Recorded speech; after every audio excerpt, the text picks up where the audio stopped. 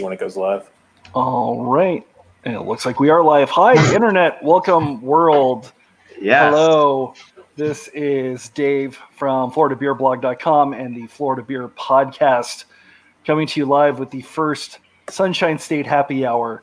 This is going to fail miserably because I have no clue what I'm doing, but gosh darn it, we're going to have some fun doing that. With me in every episode is my producer, Steve, cheers. There you go. Hi, Steve. Hey, Dave. And for our first guest, which is exciting, we have Johnny from the Craft Beer Ballers. Johnny, how you doing?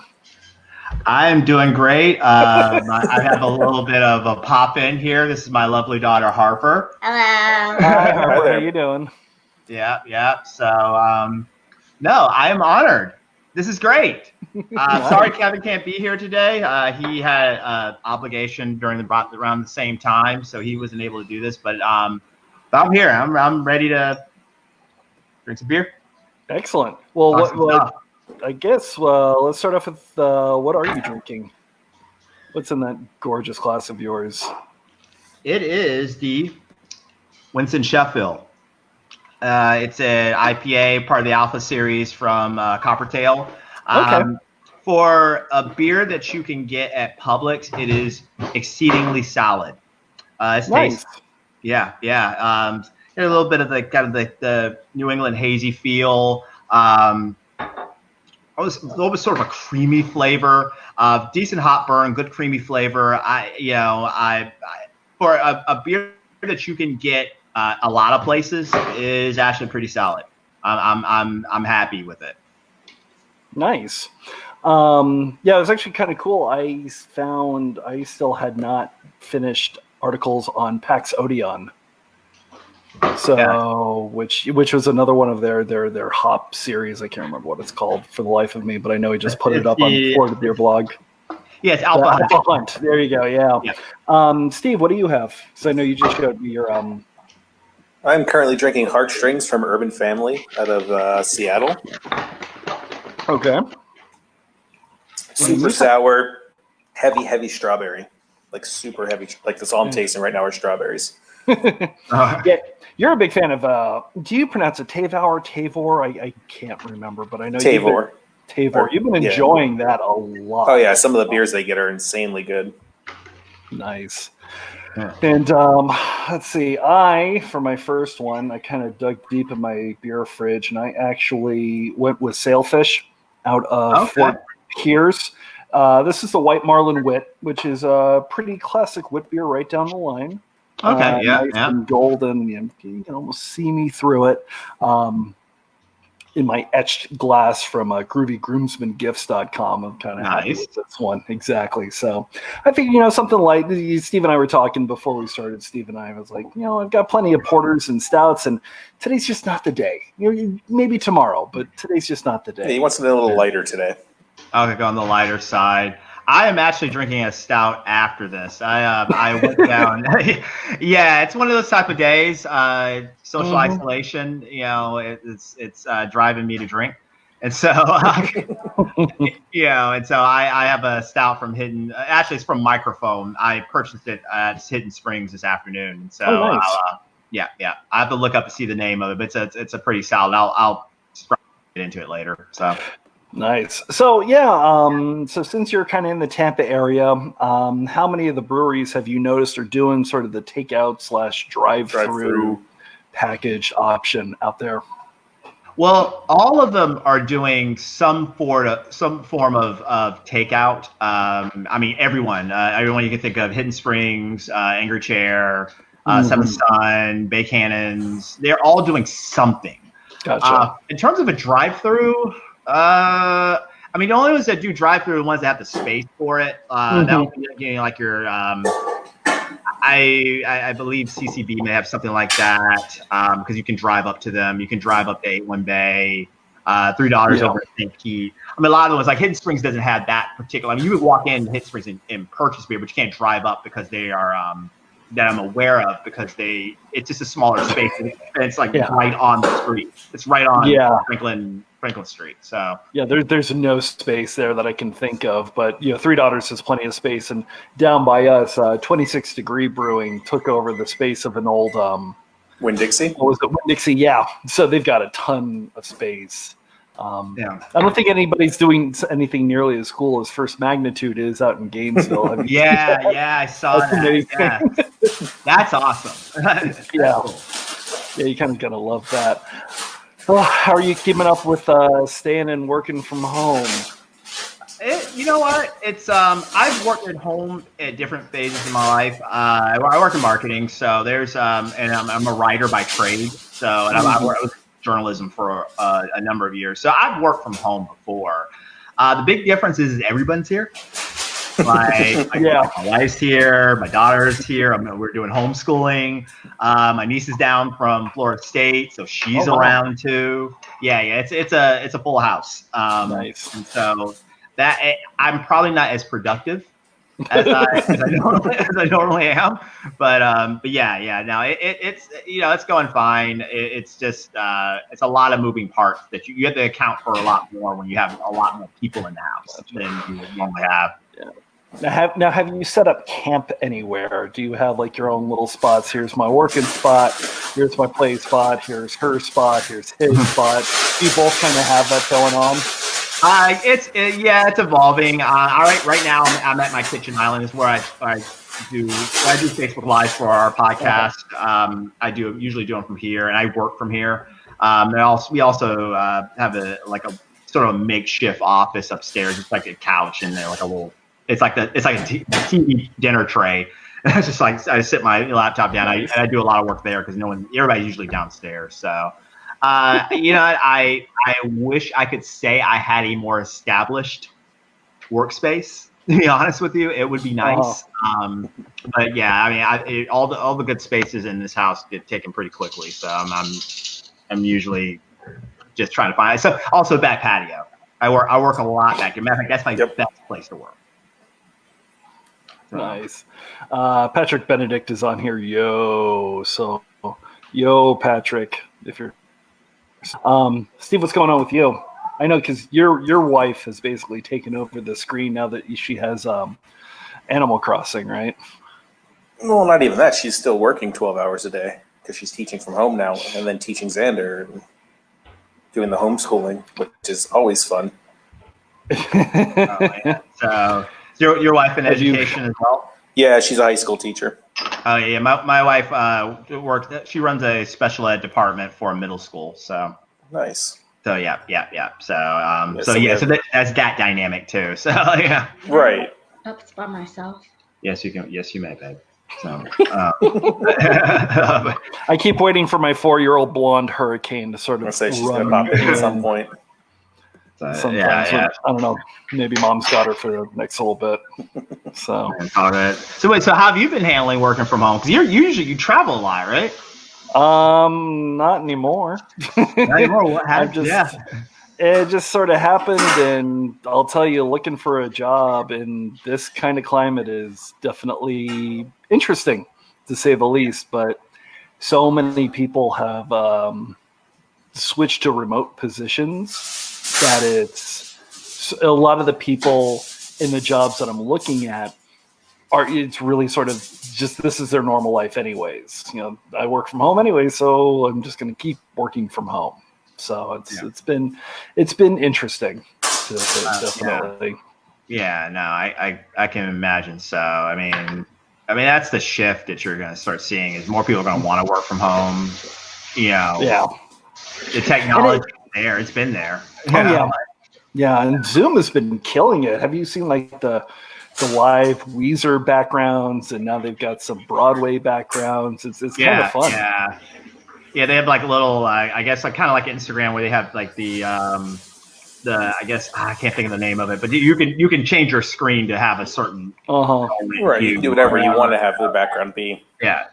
So it's pretty funny how that's shifted. Now that's kind of like the new reality now. So I mean, everybody's Everybody's working remotely, so Well, and then the kids are learning remotely. So how has it been for your kids, both of you? Has it been a difficult transition? Ton of homework? What's going on with that? Oh my God, it's been tough. Oh, it's been so tough. The biggest hurdle. I think your daughter's a little younger than mine, but Yeah, the biggest hurdle is that convincing that this is not spring break. Right. Because this is not extended spring break. This is real school. Yeah. Yep. Yeah. It's and you have to actually do some work. You can't play with the dog. You can't, it's. Yeah. I'm sorry. Yeah.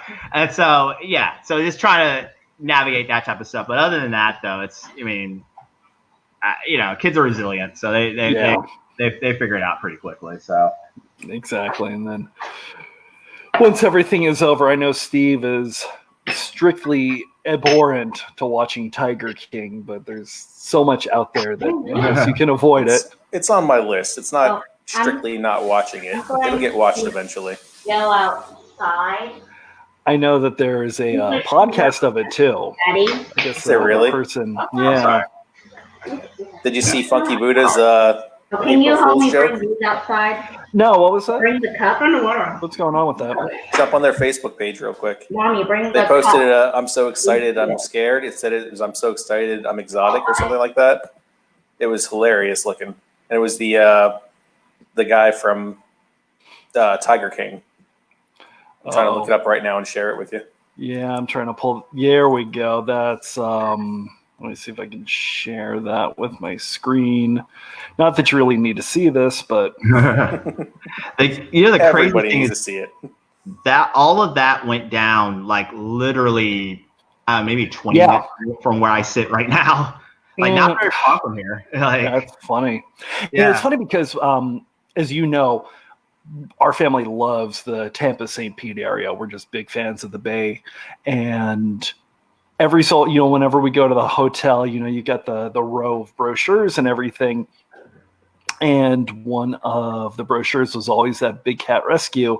And we were always, hey, let's, should we do it? Should we not? Should we do it? Should we not? And I can't see us going there again if it's not to look for Carol's husband, Yeah, right. I hear it's nice. I full disclosure, I've never actually been. I hear it's nice. It's one of those things. It's almost kind of like, okay, you're in Tampa, you could see tigers. That's kind of a weird novelty. I guess it's cool from that standpoint. But yeah, no, I don't know if this is going to help or hurt Big Cat Rescue. I don't know. That's a good question. That's a really good question. I mean, then again, you've got Busch Gardens and you've got Lowry Park. Mm-hmm. So they're both a relatively short distance from Big Cat Rescue. I noticed that. Yeah, Lowry Park's not very far. Busch Gardens is a little further, but Lowry Park's not very far, and they're significantly funded, and especially Busch Gardens. I mean, Busch Gardens is kind of the standard down here. So up here, so. Yeah. So I don't know. It might not help them very much. So probably won't hurt them very much either, though. I mean, bad press is good press sometimes. I don't know. I mean, we'll see.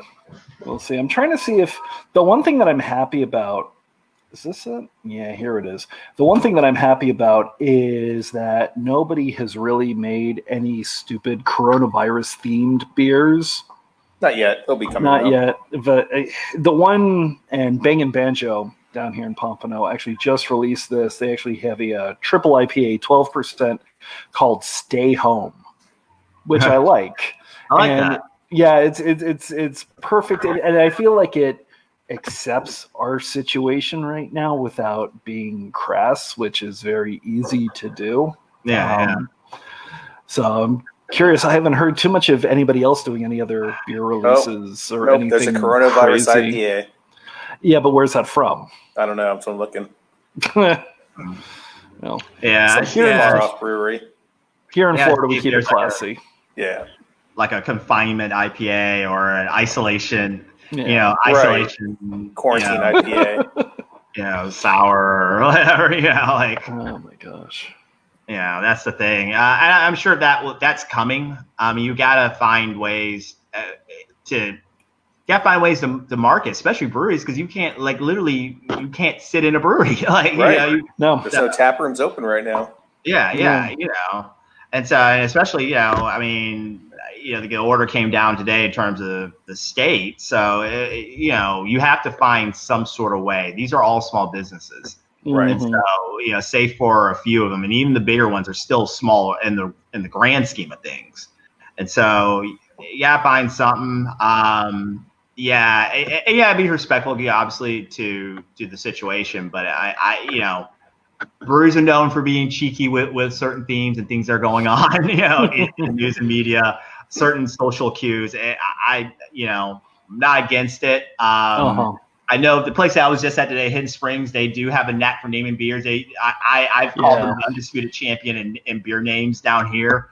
Not only the beer names, but the artwork. I feel like every single can they release is some sort of a low res Where's Waldo of what can I find today. So yeah. Their can art has become a thing in of itself. I believe the young lady's name is Katarina, Kat, and her age.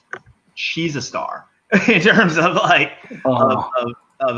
terms of the can art, and they're definitely the undisputed champion in terms of can art. There's actually nothing that comes close down here.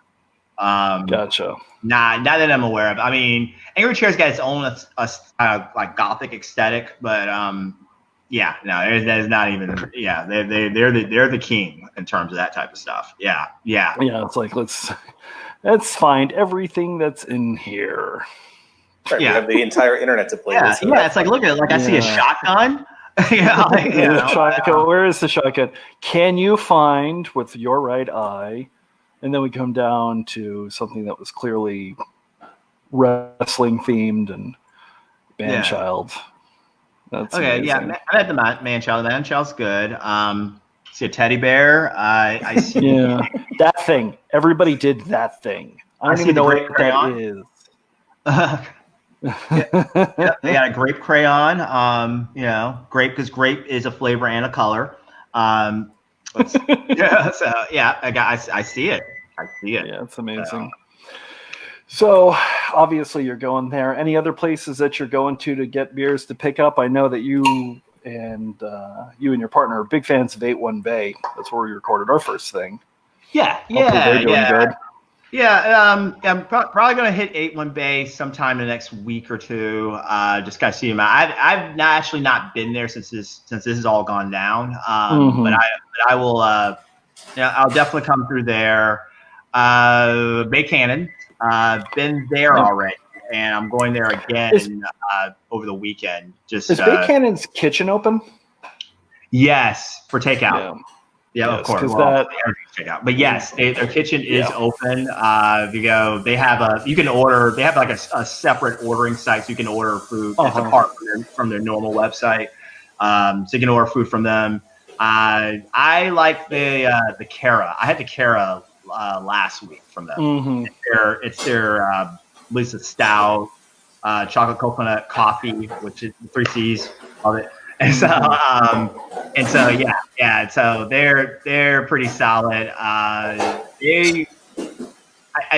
feel for them in a way because they're new as of this the end of last summer, and so they make good beer and they're trying to establish a reputation. Trying to elevate a community because that particular part of Tampa is kind of an immersion community. It's like it's funny because I always whenever you drive on 275 going to or from downtown Tampa, I always notice that giant yellow West Tampa water tower, but I don't give any thoughts to what's beneath it. And, the place is fantastic. The only time I was there, I actually had a stout that they brewed with Lapsang Souchong, which, if you know anything about that, is a smoked tea. Smoked black tea. Yeah. So have you had that one? When they first opened, actually, it was an amazing because I would always ever since I found out about that tea, ever since I tried it, it's something that I've wanted to see in a beer because it would be pretty much a Rauch beer or Rauch beer, whatever. But with, a little bit of the tea flavors added in, and they ended up having it there, and it's utterly fantastic. They're great people. Like, the kitchen's great, the beer is great, the people are great. It's just a phenomenal addition to Tampa Bay beer. Yeah, well, what's good about it, okay, and shout out to Joe, the head brewer over there, he's got, actually, I think he's kind of like, not really an underground talent. A lot of people do know about him, but like, he's a talented brewer, and they are, like I said, they don't quite have that rep yet, but he's solid, and he's solid in the things that are general stuff, like the IPA, like Xander. There's Xander IPA one at Best Board Beers, and and he'll take some chances with some kind of like crazy stuff that a little bit out of the box, like the beer you mentioned. So yes, Steve, they released a name that has the same name. I was just wondering that. Yeah, the IPA is called Xander. Yep. So award-winning IPA. So hey, there you go. Excellent. So, Steve, what you got going on beer-wise or anything-wise? So I know that you're hanging around the house in your underwear. Waiting to see if I'm going to work next week. But you are lucky in that you have a job still. Yes. Yeah, I'm being paid right now. Yeah, we got a lot of breweries that have had to release their staff, which is sad to hear. Yeah, that's the absolutely the hard reality of all of this is that a lot of people are not working. Because it doesn't take a whole staff to can and deliver beer. And so that's the hard part. But yeah, what really stinks is that I know that there were, I think, 50 some breweries that were in planning. Yeah, those getting are close to they're open gone right now. Yeah, like Bastet Brewing is one that's been in Tampa. They've been rocking out for quite some time. It's going to be interesting to see what breweries survive this too, though, because a lot of your smaller breweries aren't going to be able to handle this type of closure. Yeah, that's the thing, and that's the thing you worry about because we are, up here and in a lot of markets everywhere, specifically in Florida, there's a large amount of breweries. Like, there's a ton of breweries here, all over the place. And so. The competition's fierce. I think what will help some breweries though is if they can weather this storm. Some breweries are so regional, almost even like hyper regional, like their neighborhood that people probably in that if they can just get the doors open again. People are clamoring to be there, be at their brewery. And the other thing you're going to see is a lot of these breweries that have the home brew background fall back to the home brew background. They might lose their location, but they're still going to have their beer and their brand. Yeah. It's funny. I actually, Johnny, have you been to Levin Brewing out in Riverview? Yes, I have. We had Levin. We had KJ and Jillian on our show 2 years ago. Actually, gotcha. One of the best shows we did. They're awesome. They're good. Well, how's their beer? Because it's funny. She and I have basically played tag, and every time I'm in the area, I'm really close and something just happens and we don't connect. But I actually just had them on a special coronavirus episode of the podcast when both KJ and Jillian were driving back from Bartow with a truck full of crowlers. They apparently have not slowed down production at all. All of their purchasing has been packaged and they are still going strong, which is interesting to hear. Yeah. I remember this is a couple years ago. Cheeky Blonde's pretty good. They have a good IPA. The name of it escapes me right now. We actually caught them month one. Oh wow! Yeah. So they do the they're on their Instagram. They do the day count, the days or whatever. We were in the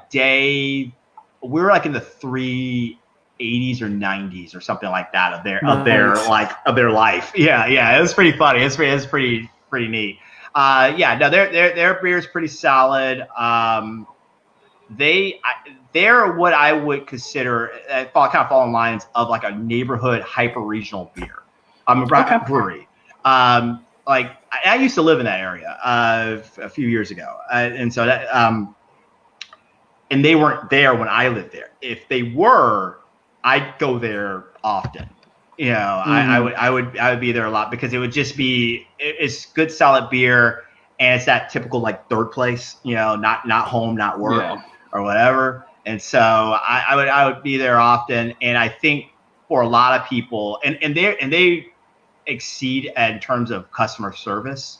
So they're gonna, so if they can weather the storm, people are gonna show up. People are gonna be clamoring to show up to this place because literally it's the only. I mean, because it's in terms of that part of the Hillsborough County, it's those guys. It's Four Stacks down in Apollo Beach, right? Apollo Beach, and that's really it.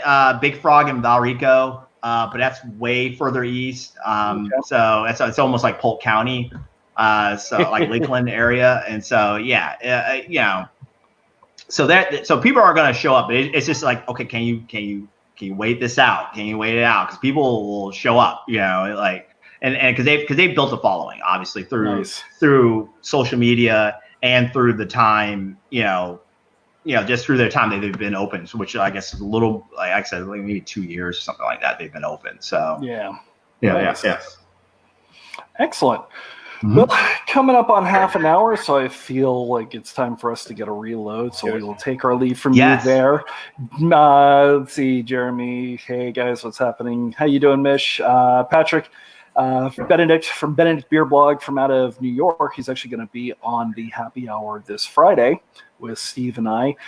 Johnny, I'll give you the last word. Anything you want to let everybody know about? You want to plug anything? You want to plug something. Oh yeah, of course. I think we're going to start doing some Facebook Lives as well. Just a variety of topics. One of the things that we started doing down here that we did not actually get to activate on because of coronavirus was we're going to do a kind of a state of Tampa Bay beer panel with some other people kind of do what we do. Justin from Drink Local Florida and Smooth J, who's a kick-ass guy who talks about beer here locally. We're going to get together at Big Cannons. It's not going to happen in the flesh for a while.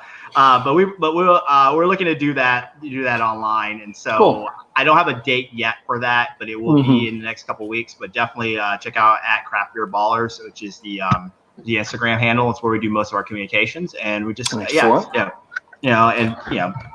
the love, and honestly show local breweries the love too. This is a serious situation. These are business owners, and one of the things that I'd like to go and get on my soapbox, whatever. But one of the things that is very important in terms of our show is getting into breweries and talking to the owners themselves, because they're not IPAs and sours. They're human beings that with a dream, however they came about this, and so we supported them when we through the show, and now this is actually the more important time to support them. And so I ask all your listeners to support them as well. Awesome. Go buy their stuff. So that's what I say. So just go buy their stuff. All right, Steve, you want to say anything? No, I think I'm pretty good. I'm working on whatever I'm working on, and my Instagram is starting to move again. Oh, good. All right. Well, thank you so much for everybody. Mics are turning off. The glasses are empty. I stole your stuff. We'll be in a second. I know you stole my line, but that's cool though. You can have it. Just gonna steal everything. Drink Florida Craft and stay healthy out there. Thank you for talking to us, and we'll see you tomorrow. Have a good one.